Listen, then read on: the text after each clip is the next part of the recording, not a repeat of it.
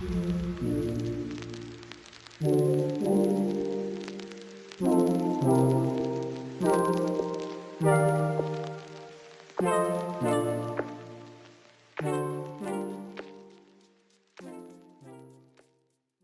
morals takes a backseat. Morals doesn't change, but people want them to.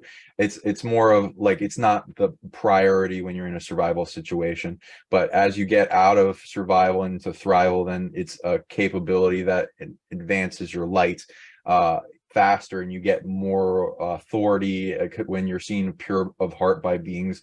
They seek you out as a champion because they don't see you as like you can betray them easily. And you know, worthy. So there's a lot to moral code that I recommend in making it like really good and pure.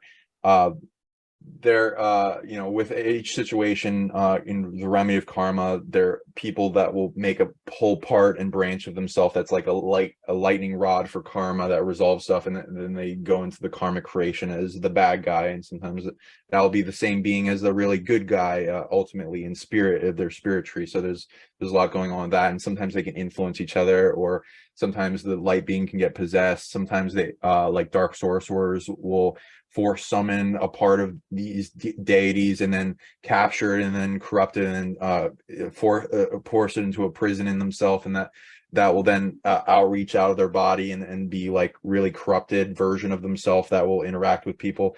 And it's like with the false light angels, essentially all dark, I mean, all evil doesn't earn its authority. It has it shut down, especially in this earth, this realm. Maybe in the anti-verse there's some different stuff going on, because it's more of a predatory, like apex predator system than moral code. But earth grants abilities through moral code here. They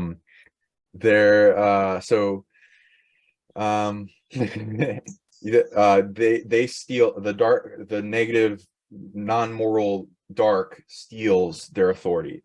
So there's always an original authority that the false light has got their stuff from. So there's false light versions of all these different angels. You can thank the Vatican for a lot of that. They do ceremonies that, like with kids that sacrifice them, and is like arranged to try to get an angel to save the kid or whatever, and then they capture the angel, and then they put, you know, there's prisons for that, and they have that, and they corrupt that and use that energy to make a false light version. There's other, like the fall of Atlantis, a lot of divinity and angels and positive protectors for the planet were captured or destroyed or devoured, or you know, and then that authority is being used by a false light version that's claiming that name if it's in our mythos, and that will try to get in and filter in the way of somebody perceiving the pure version of that entity. So there's a lot of these angel, like some people I know are like really disheartened with angels, and they think it's all bullshit or false light and stuff. So like I do, like they probably perceive the false light versions. I've perceived both false light and the light. If you want to determine what's false light, it's about discernment. And a false light being has a dark core, and it surrounds itself with stolen light energy. So if you penetrate to the core of their being and ask them questions deeply, then you can figure out if they're false light, as well as they won't do anything against their free will as a false light being. If they won't do anything against their free will if they're a true light being. Then they won't require like sacrifices and things like that. That's a big thing that people don't really understand. And so, you know, my mom, I guess she discussed with me before this, like the African gods or the certain gods that people like Shogun, and I can't even say them all, but that they are earthbound gods. And so there's a difference between earthbound gods and actual natural gods. And then Terry also said, how will this change as we move onto fifth density?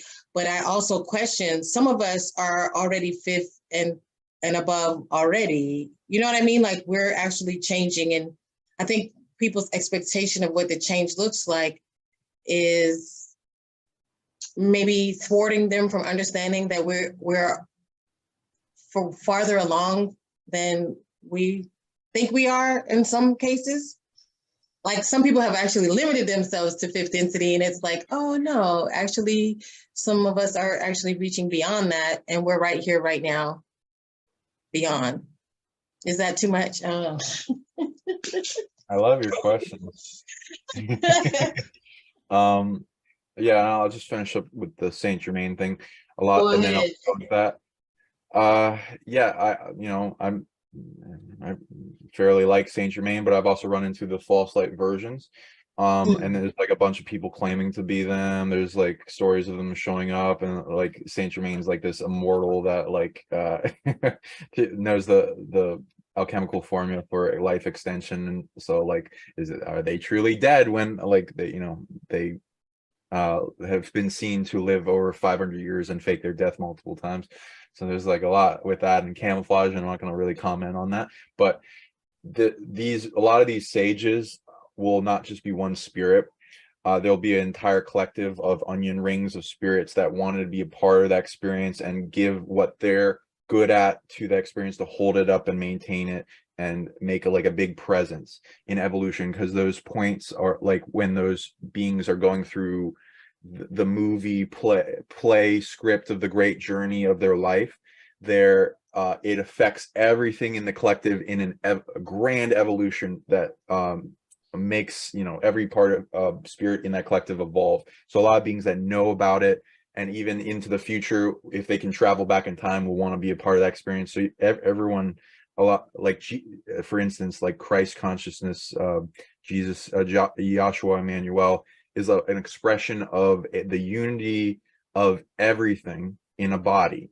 So that's not a lot of people. I ran into so many people that are like, I'm Jesus. It's like, well, technically you are. And then so like there's onion layers to each one of these beings and deities of like a huge collective. And you can go into how much that spirit has invested into that life and added to it and made it better, and you can like rank that and towards the center. And of course there's like maybe one that's like more so impactful on the rest of the experience, and the experience and the decision making, in especially if that being's going into sovereignty. But that will be camouflaged too and be hard to like exactly interpret for a purposeful reason, so it's not easily targeted and attacked. So you can see that with gods and their DNA lineages they pass down to us, and these high-end sages that walk the earth. So that makes it very complicated, because there is also a collective of light, dark, and neutral in a person, and depending on who interacts with that, they can get very jaded with the experience if it was bad, and sometimes there's deception, or there things to take care of with actual boundaries, because sometimes there's a corruption going on, because these beings get attacked too. They get targeted and then wounded, and sometimes taken over, because a lot of the authorities have been corrupted and taken over or captured into themselves.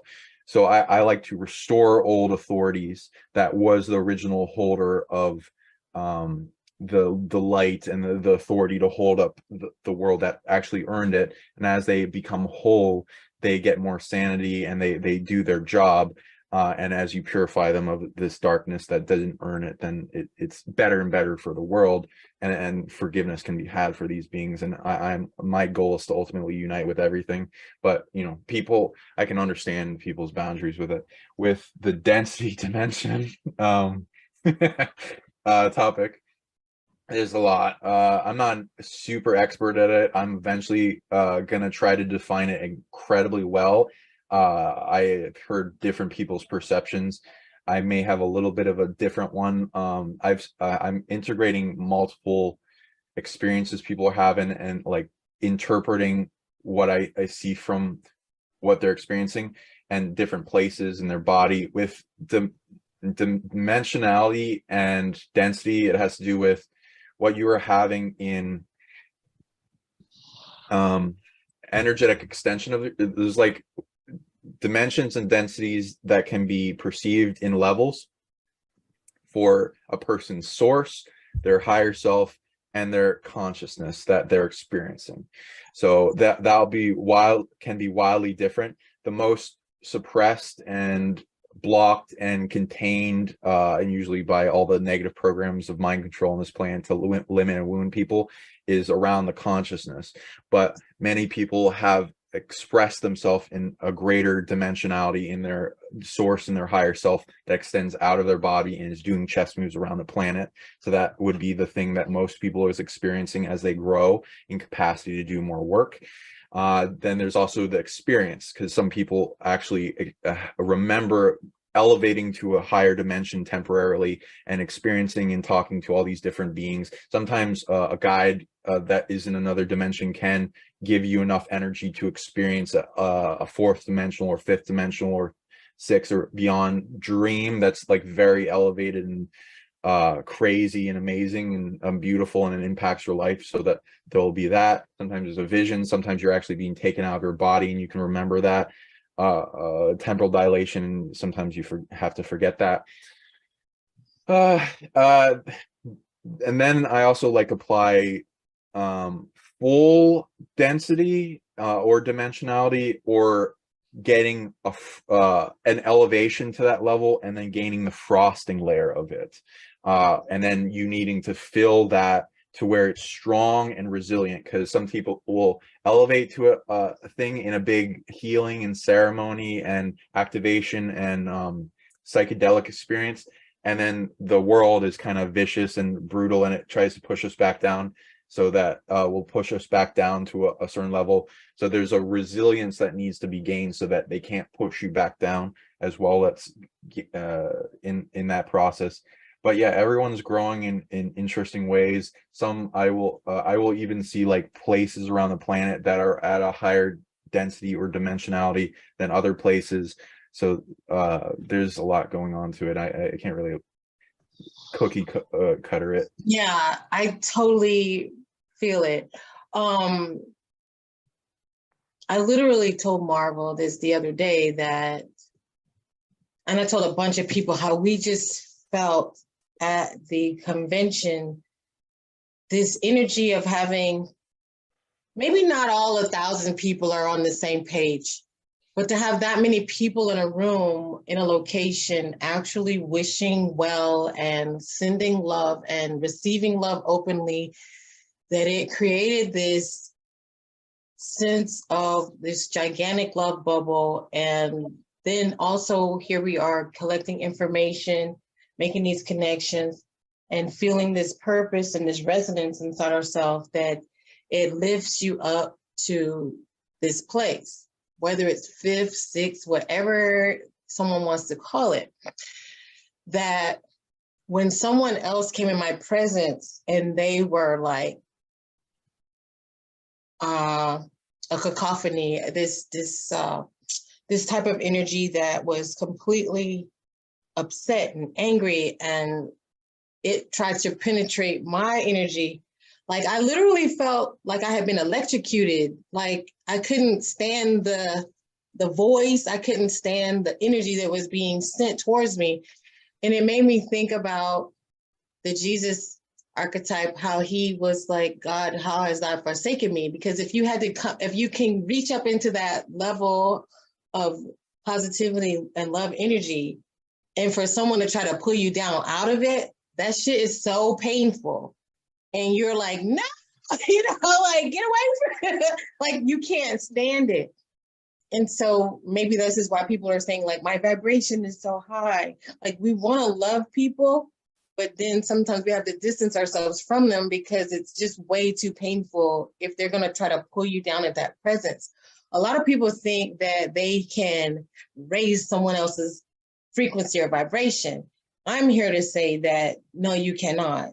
What happens is if you want to communicate with this person, you actually have to let go of all that and actually come down with them, because you cannot stay in creator's energy and be connected to the source and be connected to this low density vibration. So I don't even know if there was a question in there, but how do you function like that when you have to come out of your love cocoon and come down to, this bitterness or anger or people that are, or do you even do it? Or do you just like, miss me with that? Like, how do you deal with that? I love that. Oh my God, every question you have is like expanded more than other people that I have. Yeah, good one. So yeah, light beings, that goes into a lot. There's like stories of these eminence, shining ones, expressing vibrant, fiery beings that come and show themselves to humanity, and it can be sometimes super intense, and to the point where like there's like a story like this love interest of Zeus, as an example, demanded that he show her his true form, and he's like, no, I can't do that. If I do that, I'll hurt you. And then he's like she's like, well, I'm gonna do this and this and this if you don't. He's like, oh, okay, I got to. And then he showed himself, and she died from it. So there's like beings that are at such a high vibrational state that you can't express that. So that there's an art and a method and technology to presenting yourself in a way that doesn't harm a person of different vibrations. And there's times you got to shine and let your wings soar. And you sometimes it's there's a like, will I harm anybody by doing that? And I've even had that in experiences, and learn how to balance the two. And because you can learn how to shine yourself even more and more and more, while also having a part of yourself that protects and maintains and prevents it from harming others. Yeah, and then there's the vibration of what a person can express themselves, and it can blow the tops off of people's crown, and it fries them. And like my mom, I can't talk to her for too long in a high vibration, because she will get a headache and she'll ask me to stop. So I have to slow myself down for pretty much everyone I talk to. But I get excited when I get to unlimited wise, or more so anyway. I never thought of us being able to fry someone else with positivity. That's a Yeah, whole different aspect, because we always think of how they're affecting us, but not how, I mean, I understand the dissonance that they're going to be like repelled by us, but I never really thought of it in the aspect of it's actually hurting them.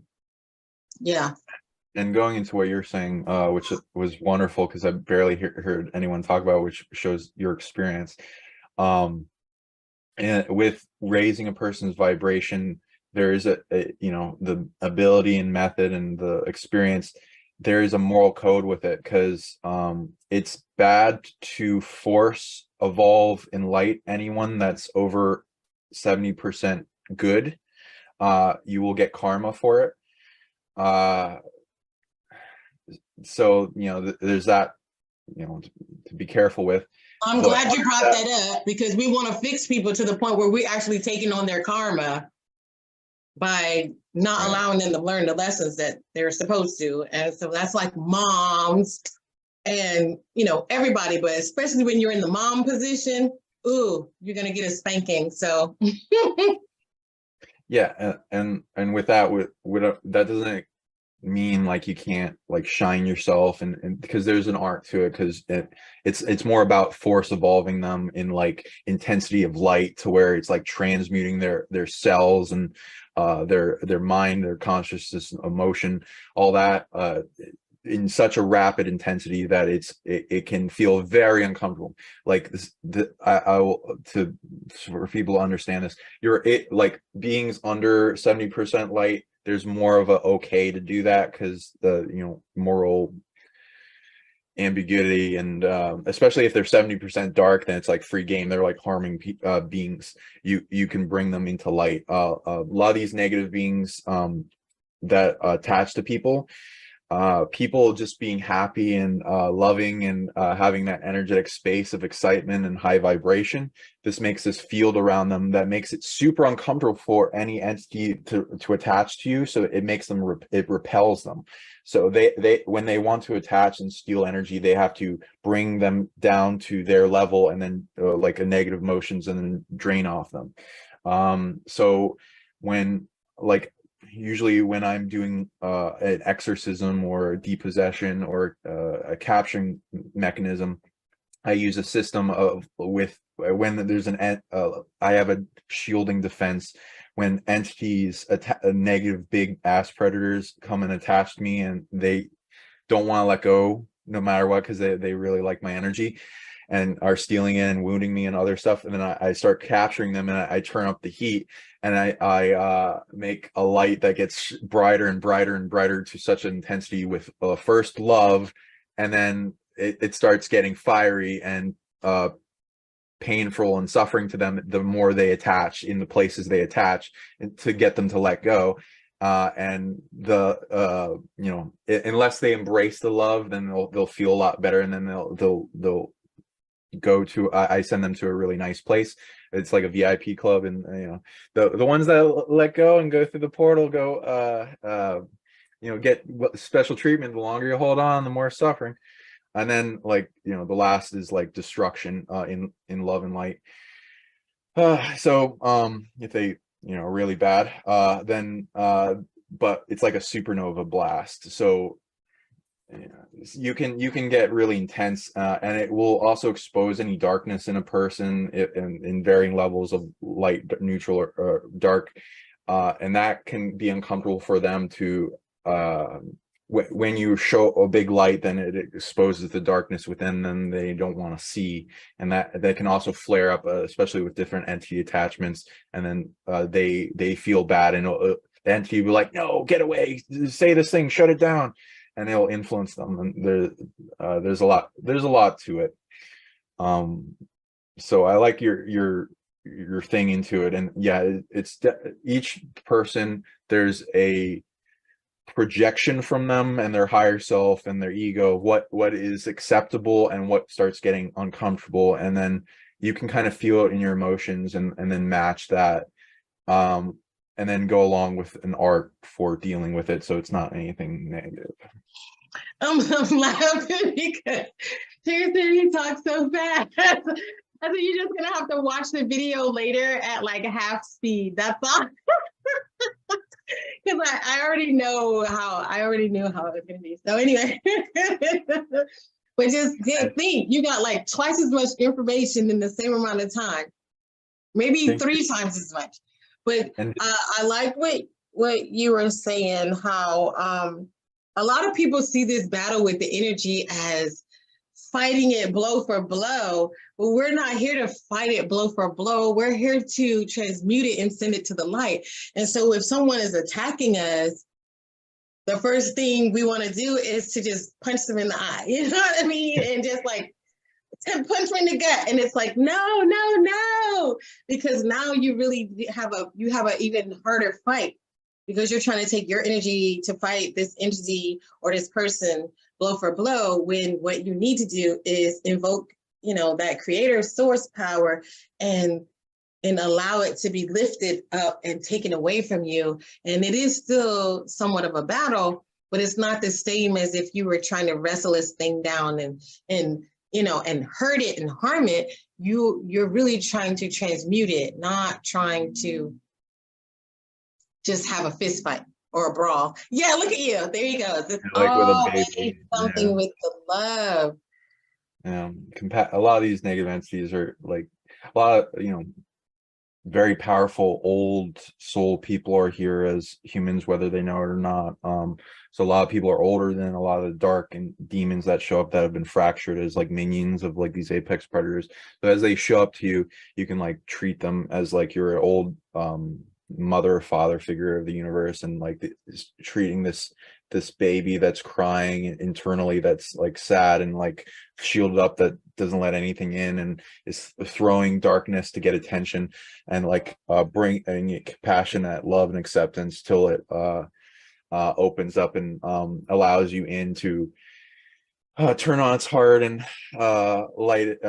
Some of these beings have never experienced love before, so as you do that, then you can unite with all these different forces with boundaries, and get them to bring all the skeleton keys that from the dark system to the light, and that makes everything better. Yeah, I used to beat shit up all the time, and I used to do like combat and martial arts a lot, and I still do, but I do it with love now. I used to get attacked a lot, so it would be like, oh, this is never ending, and I'd get attacked at night right before I go to sleep. So it's like, and I'm like fighting all night, and sometimes I don't sleep. And that was horrible, and like sometimes it would, I'd elevate to where I could take down apex predators, but they would never stop coming if I was in that mode of conscious with They were war. like, bring it. You like to fight? Okay. Yeah, They'd rather fight than go to the light. exactly. They're good So at they want war. to rumble. Yeah, they want to rumble. Terry said, I have seen people who exercise energies without taking them up to the light and transmute it. Terry, what is your thought behind that? Well, I've known people who've done this, and it's like they're lacking the compassion that this energy needs to be help.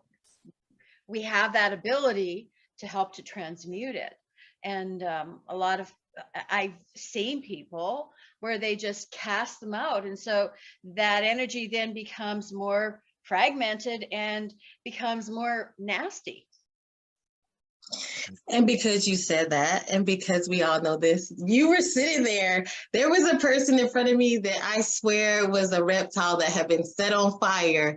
And he was just talking, nose running, sunglasses on. It's midnight. This person, I'm like, I said, you are in a lot of pain. All I could do was feel the pain. Other people were irritated by him, and they were like, oh, he's, they were actually like attacking him, and all I could do was tell him, like, you're in so much pain, you're hurting. And it's easy to see the people in our own lives that are what the Bible would call helpless and harassed, because that's what they are. They're helpless and harassed. They actually have no power over themselves. They're being whipped around and bashed. And they're, like, just imagine, like, when someone, like you said, an exorcism, and they're thrashing their body around, they're actually being tormented. And my job is not to torment them anymore. I understand that. Can you imagine if you had a bug in your head and all you could do is think about this one thing over and over and over again? You tormenting that spirit or that being is not what you're supposed to be doing. You need to be, like, how they say, compassionate reassignment, and moving them out of this space of pain back into the light. And I feel like there's lots of people here who it almost seems compassionate to put them to sleep because they're so tormented. Like, how do you like, let's just say that person that was there literally at the conference, that person is insufferable. They're not gonna, just because you lock a door or get security or turn your back or scold them, that doesn't stop them from being in pain. It doesn't stop them from roaming to and fro. It actually magnifies and intenses the pain and anguish that makes them even more tormented. And I was just thinking, like, what do you do with these people? Like, how do you help them? Because it almost seemed like this person was in so much pain. All I could see was, like, he needs to go to sleep. And I know that's not legal, that we can't go around euthanizing people and stuff, but that's all I could think was, like, how do you get this to stop for that person? Because I would hate to be trapped in their state of being. I don't know if there's a question, but you could take it. I'm to the point where I'm just, like, saying stuff now. Yeah, I like that perspective and how you'd handle that, where most people would go into the mode of anger and that back and forth, and then it just ramp up in that territory.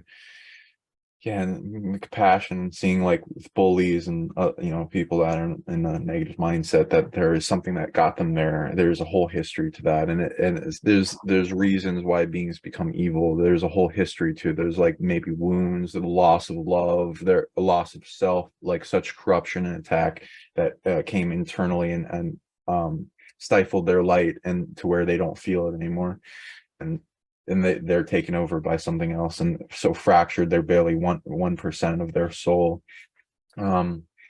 So there's a They're lot at of a level of shared soul. And I hope people understand that too. Like they're not even in charge of their soul. They're not even like you say, they're a fraction of their own soul. They're actually and I'm gonna tell you this, like just to even remember that thought and the placement of that day, that it actually hurt my head to think about it, to even recount that. That's what I'm talking about. Like, it's too was painful. that one where you're like like releasing Oh no, not him. It was the one Okay. I asked you, was he set on fire before? Because he seemed as if he had gotten set on fire before. And I was like, he was in a lot of pain. That other person, that was my husband in a past life. And so we had a little energetic conversation. It was like, wow. It was a lot of fun. I like that. Yeah, it was a lot of fun. I was like, wow. I'm gonna tell you, okay, I'll just tell y'all because I had that unicorn head thing on, and I was putting my forehead next to other people and not really understanding that putting your third eye next to someone else's third eye causes soul recognition. And so I already had recognition for the woman that was standing there, who he just imagine, I know this guy, and he just met this woman, but when they're next to each other, they look like twins to me. And I was like, oh my God. And I kept seeing this thing around her forehead that's not there, but I'm looking like, why do I see this? And once I put the forehead next to each other, soul recognition kicked in. And I had already said some really positive things to him, but I said some other things that I don't know what I said. And then I put my hands on him, put my hands on his chest, and those were like some unresolved issues from our past life. And she had done a reading on him about the very same thing earlier that day. And so I was like, your heart, you know? And she had already talked to him about his heart. And it was a really cool experience because we were all like, well, what happened? And she was just letting me know, even the thing that I saw on her head was something she had as a high priestess in a past life. So I was like, oh my God, I can see. Like I was starting to trust myself more because I see things, but I don't always trust myself. And so having those confirmations were better. But this was the other guy with the shades. And I was like, oh, is he set on fire? And you were like, you already know. You're like, you already know this. But anyway, painful part. It was just painful even to remember that part. So I'm sorry to trigger you. Yeah. Or I did that. So no one's too far gone in like unhealableness, even like the worst or psychopaths, but like it does still need a certain level of capability for each one, and each of the higher level ups needs like a surgical aspect of attention in different ways, and sometimes like treatments, and like them to want to do it and allow it.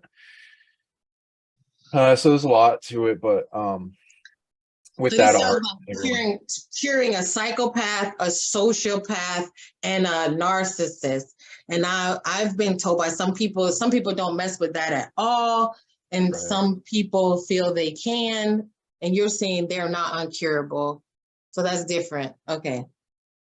Yeah, it takes an art and to be able to tune into the person so that you have a tailored aspect to them, and it's not a cookie cutter solution, because a lot of the psychopaths, you got to energetically be able to turn back on their empathy and their emotional body and the part of their brain that perceives that. And a lot of them have it shut down, and you got to go back to the experience of why that happened in the first place, whether it be this life, like secondary psychopath, it was they turned into that through the experience, or their first group psychopath that was born that way. And that also goes into who they are in soul and how much of their soul is still there, if they're being puppeted by something. And there's a lot of entity possession going on with it too. And even with that too, with demons being possessed by people, I've had conversations with like super soldiers and stuff and other possessed beings as I depossess them with the demon altar that tells me what they got going on, and like how what they're experiencing and why they do. And I do psychological archaeology to ask deeper into why they think the way they do, and a lot of it goes to them not being able to experience love or never experiencing love, and they don't know what it is, and they associate thrill as love, and they get like experiences through causing pain or having power over people or killing with the thrill, and that being what they associate with love, and even causing pain to themselves with that type of consciousness. So it makes me think about now people who have affairs or who commit to dangerous type relationships so that they can always create drama, and then they're like, oh, I'm in love, but it's really all the fucking drama and all the things associated with it. It makes them think that they're in love. And so if they're in a regular relationship where people are just happy and nobody's trying to stab anybody, they don't fucking think. They're like, no, this is boring. Because they crave really all that dramatic attention. Exactly. Drama creates thrill, and that thrill is when a being is shut down to base consciousness, base on the square in the chessboard in Freemasonry concept. They're not in like fear dominated survival. They're the biggest emotion they can create is thrill, and they get most of the others shut down, so they are experiencing it. So a lot of people pretend they're experiencing love when they're not, and they are closed off. They got all these layers and heart walls on them, and their aperture to be able to experience universal love is closed down. So as one helps them pick away at that and release the shields and boundaries that no longer serve them anymore and are preventing them to experience greater love, replace it with shielding that doesn't prevent love, and so they feel safe, and they get rid of the threats that like cause, and they go back to some whatever the cause of trauma, which will be traumatic to them and be emotional, so that a lot of them will avoid it. Then they can experience more. A lot of it will be the sadness and negative emotions and crying and stuff that they will experience in the beginning as they release these layers, because that is the pathway to opening up the heart, to be able, those heartaches, like every like relationship a person's been through, and they have great heartaches. There is a whole bunch of sadness that comes from that, but it breaks through and opens up themselves to even more if they do heal it all. But a lot of people don't. But if they do heal it all, then they can even feel and perceive and know even more than what they did before. So there's like events to each. There's the silver lining behind every wound and trauma that we experience, if we can put the pieces back together, because then we gain a whole nother layer of both resilience and knowingness. What's your time limit, Sean? Well, I can go longer if you want to take a restroom break real quick. No, I don't need a restroom break. Do you need a restroom break? Yeah, I'll go real quick and then I'll be back. You go take a restroom break. I'm gonna talk to these ladies and be like, girl, did you see? Girl, how y'all feeling? How y'all feeling? Are you overcharged, supercharged, right on charge?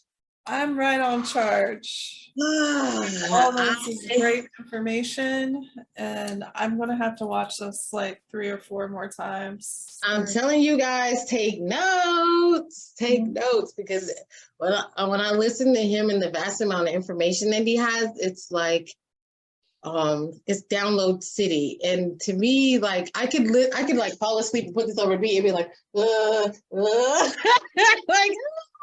yeah. It feels so good. There's so much information. It's just like, okay, I'm listening and I'm listening, and then he's on, and it's I can't listen as fast as I want to integrate the information, you know. So I just like I'm kind of like closing my eyes a bit, just so I'm not the other senses are not engaged, so I can hear everything that he's saying. Oh man, Linda is freaking loving it. Gladys is here. She said Sean is on point. And sounds like me once upon a time. And Dom, I was when he was talking about processing the anger or tension and stress, and processing that energy and using it to work out and what did he say? Going into something overload or something. He said something. And I was thinking, oh man, Dom, you could probably use that kind of energy so that you make sure you stay on point, right? In more ways than one.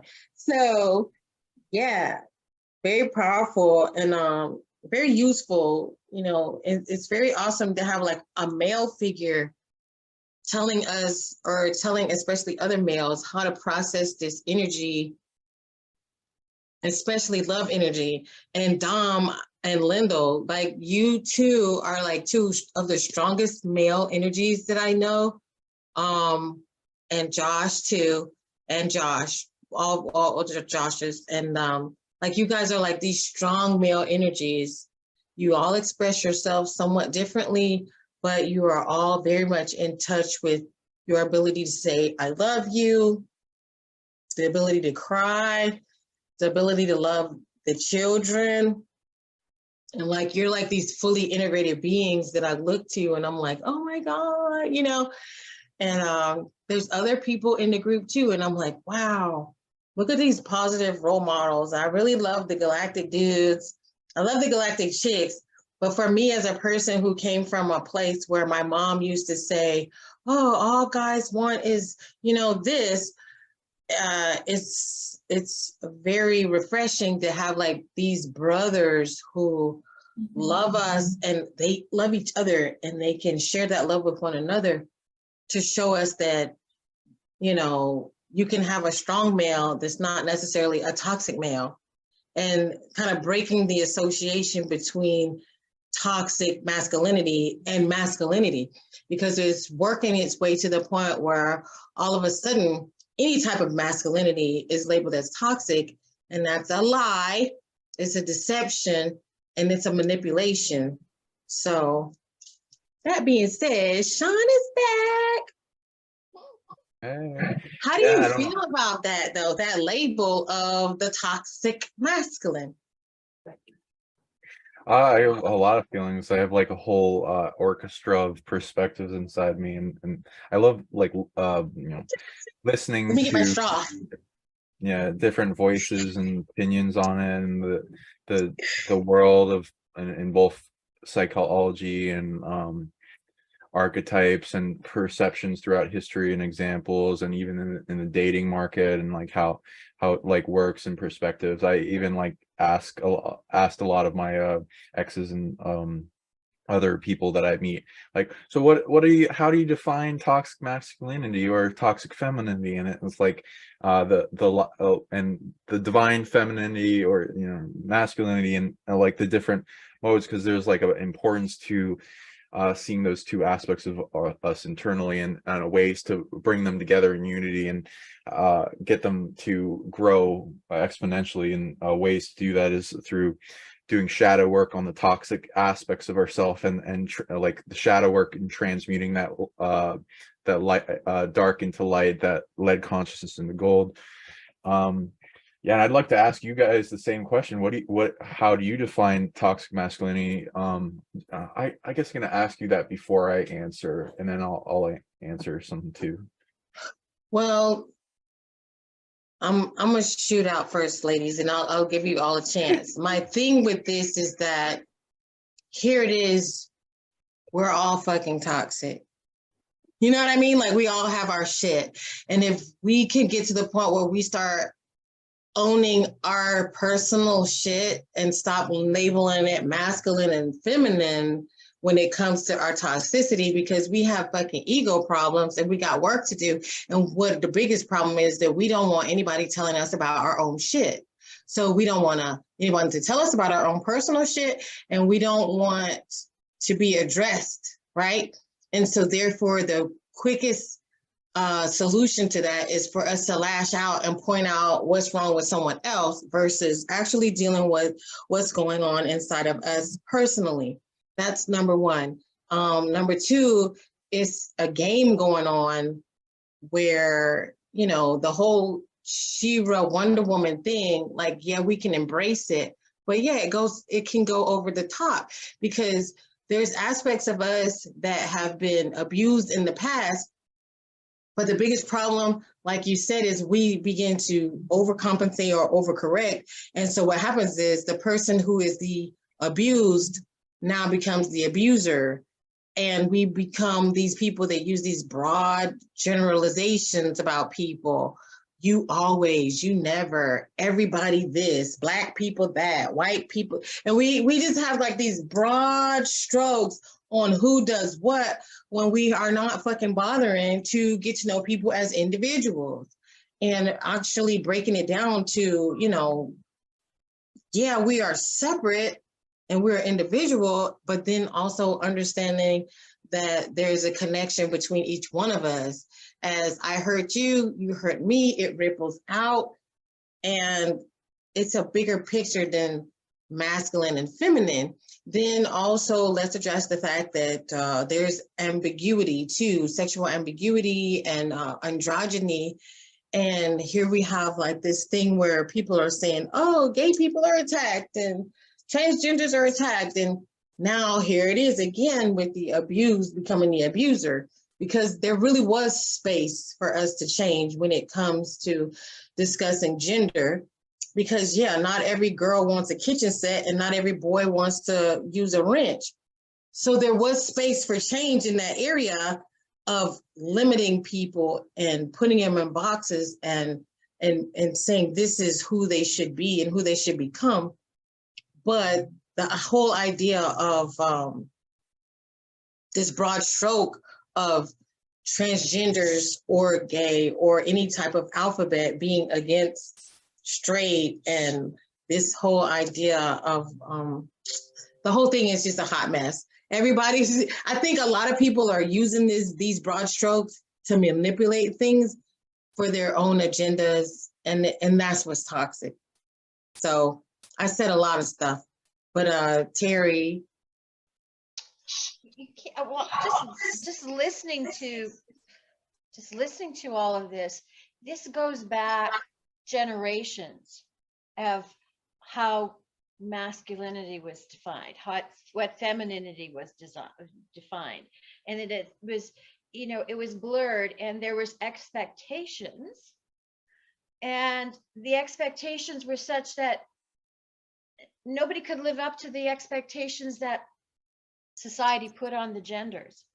And so, you know, we saw you know, that this was the kind of man that we wanted to have, or this was the perfect woman, and nobody could live up to that. And so then it just created this whole disappointment. Is like, well, you're not like, I don't know, the famous people who were there, whether we would see them as you know, an actor on the stage. You know, let's go to Gone with the Wind. We all see who Rhett Butler was like, and so, you know, that you'd fall in love with this person, but that was just beyond anybody's capability of being, you know, what that is. And I think there's always those expectations that we have, what we want somebody else to be like. And so then all of a sudden, well, then you're labeled toxic because you aren't behaving the way that I want you to. So it's declined more and more and more. And then when we see what is projected on TV and movies and what these people are supposed to be like, then it just then brings us to a spiral that keeps going down and down and down, because there's expectations that can never be met. Beautiful. How about you, Marvel? Marvel, yeah. So, all that is great, and I completely agree with. Another thing is trying to control things outside of oneself. A lot of people like to, again, control the expectations they have of others, and because you don't fulfill them, automatically you become subject to, sorry, this is bringing up a lot of stuff right now, and yeah, it becomes like they come taken over by negative ego, and you try to get to them through logic and to a neutral kind of place of exchange, and you can't even get to that place with them because they're so trying to control how things outside themselves should be.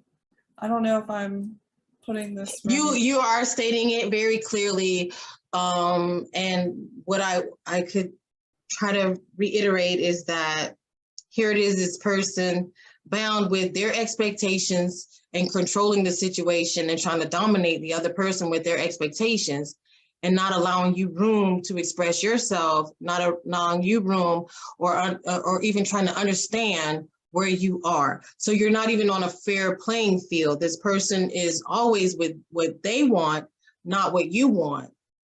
You know what I mean? They're always trying to dominate. But then I could still say too, there's women that do that and there's men that do that. What it is it really? And so they would say, oh, it's toxic masculine. And the other person would say, oh, this is toxic feminine. But it's like, no, that's just one toxic motherfucking person who's just does not allow you space to be you and to express yourself.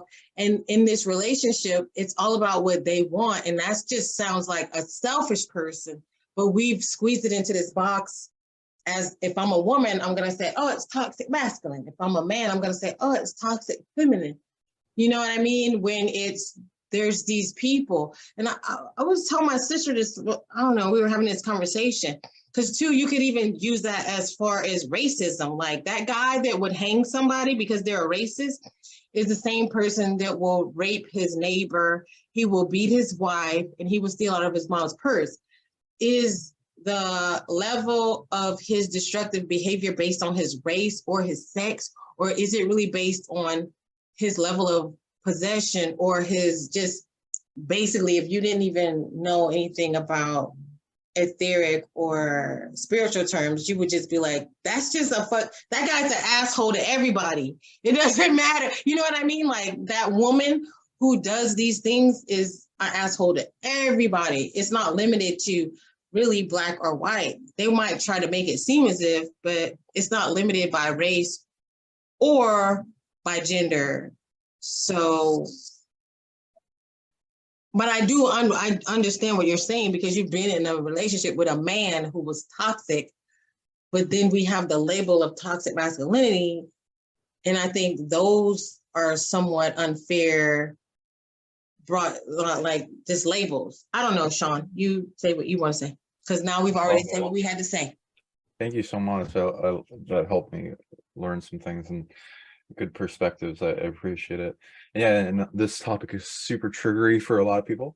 And I'd also like, after we do this, I'd like to ask, what do you think is toxic feminism, feminine as well, to balance things, and that will also be triggery. So I'll be careful with my words, but I hope I don't offend anyone.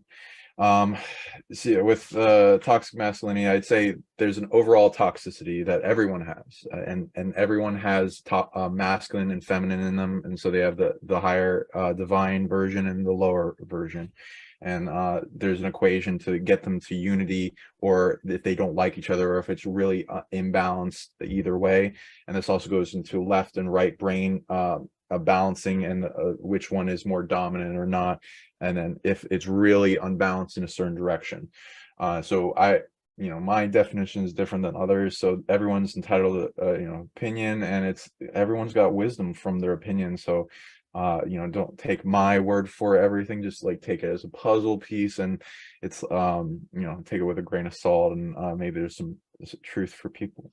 I'd say that everyone, my last life was I was a woman, and I was a feminist, and I worked as an astronomer, and so I've been into that perspective, and there's value to it, and there's a need for it, and propel and all that. So Now I kind of like look at all perspectives. So there should be a debate on this subject and defining it well, because it's not well defined. Everyone's got a different definition for it, and it could be construed as, oh, it's just overall toxicity in general, and everyone can have that. And if and a woman can also have toxic masculinity traits as well. They could a man could have toxic feminine traits. So that if you want to get more precise with it, there's like a dynamic to the aspects of our archetypes with that. I'd say with toxic masculine, it's more of a left brain imbalance, where they're like locked into materialistic mind, scientific think, skepticism, and cynicism, and they're not open. They're like blocked off, they're closed off, and emotionally not, and they can even go into the dark triad of the psychopath, sociopath, and narcissism. Would be the aggressive masculine traits, and even like, you know, the aggressive feminist I would say that's, if I was being more technical, would also have that toxic masculinity, because they feel like they have to compete in that market, and there's reasons for it. And so, you know, I have forgiveness for it, and just because I call it toxic, I'm just calling it toxic for the sake of the concept of filing. It doesn't mean I judge it or anything, and don't mean it's a bad thing, because sometimes we need these things to survive. So it's like part of the lower will. So when I say these terms, I'm not judging it, and I don't think these are bad. It's just, there's growth stages for everything, and we can choose what we're doing. And it's like the advancement of our branches of spirit, as we're all fractals of the universe experiencing itself for a unique equation that brings something back to the whole. So we're closed off. I would say toxic would be like, for the masculine, would be closed off of emotions. There would be like a more of like every type of thing that one can bring up as a trait has like a polarity spectrum to it, and there's a balancing act with each one of those, and you can either be too far gone in either direction, and that could be like either the toxic version of either the masculine or feminine, like domination or submission. If you're too dominant, way past like what's acceptable for a male, but not like too feminized as a male, to where you're repulsive to a woman, but because like some women want a man to take the lead and be the in the shotgun seat, as you know, they take on the hard positions, and they then are the support that make the expansion of the experience, and everyone has that in that role and what they're attracted to. So it may not work for everyone, or they find what's the perfect balance in the match for where they're at, that can heal with them as they go. Then is also so you can either be too dominating, and there's like a perfect Goldilocks zone, which would be like, from my perspective, is at least, you know, people be different, is not being too controlling, but be able to make decisions, and also in bed, they like you being dominating, and then having. And so don't skip that part, because that, Yeah, you know, like there you go with some people wanting pain inflicted, or they want pegging, or they want like different stuff. And I wrote that down too, because there's some feminine men that want the woman to take the role of a masculine in bed. And then I don't know, I guess I've seen some people that are like so extremely intent that men who have, I'm just gonna go ask it. So there's some men who have anal sex with women, they were like, oh, he's gay. And I'm like, no, that does not mean that person's gay.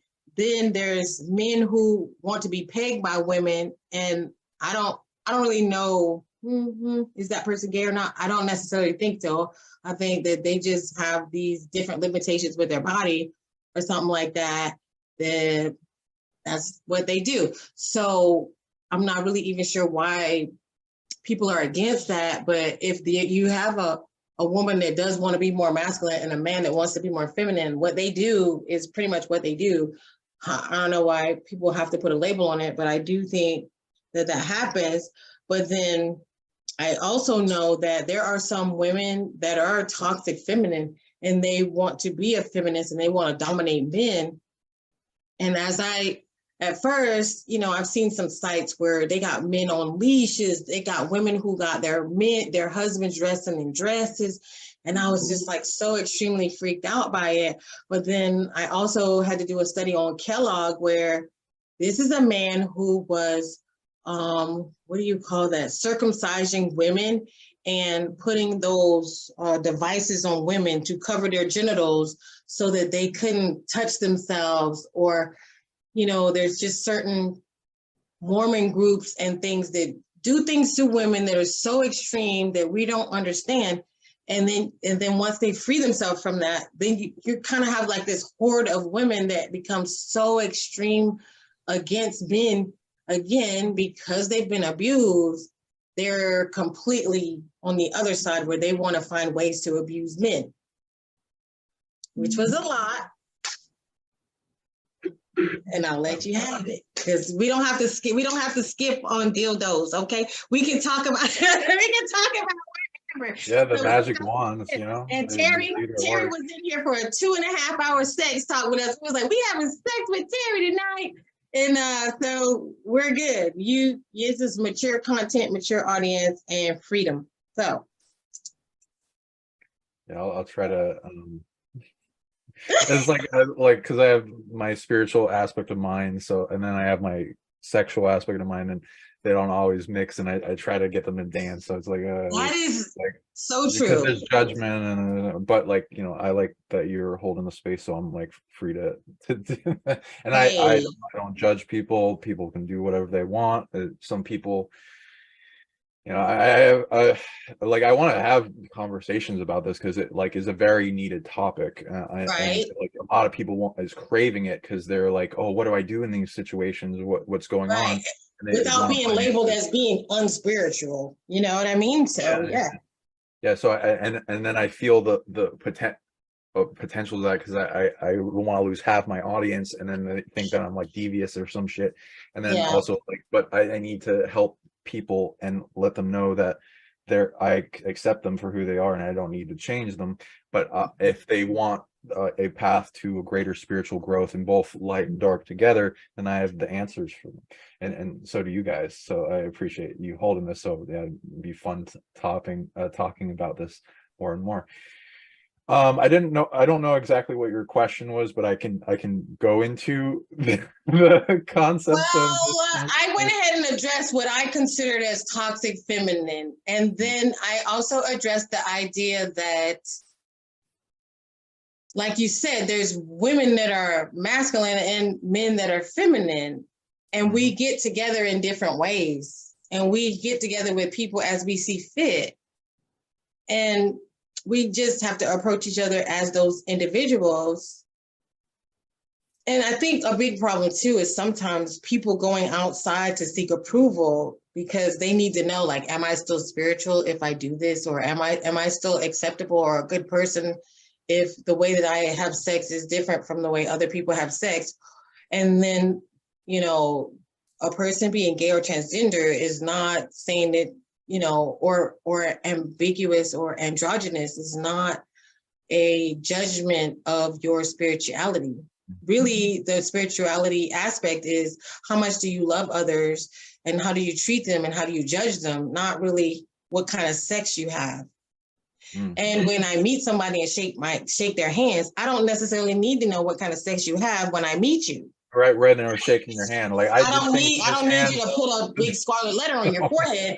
And I kind of get freaked out when I meet certain people, whatever their sexual preferences, when they say, hey, you might not want to be my friend because I'm this. And I noticed that too with atheists. They come right up to you and they just want to tell you this. And I was like, how would you feel if when you met me, I said, hey, I like to cheat on my husband on Thursday night and we like to do anal? Like, that's none of your fucking business. I don't have to introduce myself with my sexual orientation and my preferences of what I do at night because I'm not wearing my genitals on my fucking forehead.